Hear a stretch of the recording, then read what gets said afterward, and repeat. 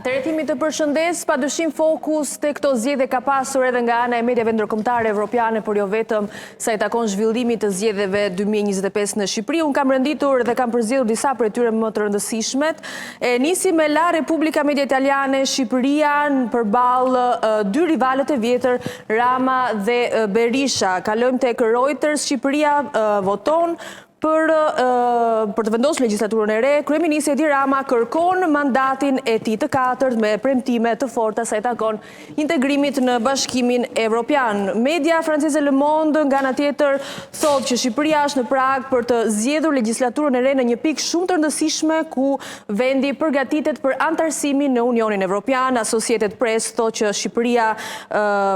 sërish fokus tek përballja e dy liderave të vjetër, pra Edi Rama dhe Sali Berisha, ndërkohë që kemi dhe subjekte të reja politike, pra parti politike të reja që dalin në skenën politike shqiptare dhe ambicjet të rëndësishme dhe prestigjioze të kryeministit Edi Rama sa i takon antarësimit në Bashkimin Evropian. Nga ana tjetër, Washington Post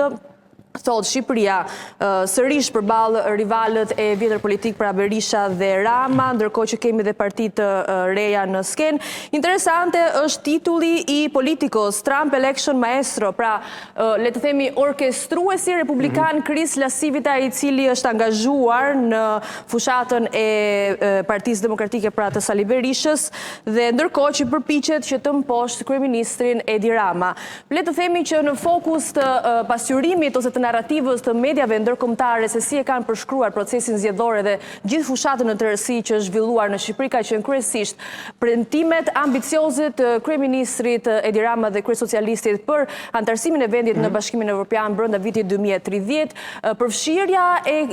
një antari ose le të themi orkestruesi i fushatës elektorale për demokratës si Chris Lasivita, i cili njihet edhe si personi i cili i dha dritën jeshile republikanëve që të rifitojnë mandatin e dytë për shtëpinë e bardhë, dhe njëkohësisht edhe faktin që ende kemi lidera kaq të vjetër në skenën politike shqiptare, të cilët ende sot përballen me njëri tjetrin për të fituar pushtetin edhe për të ndërtuar legjislaturën e re në parlamentin shqiptar.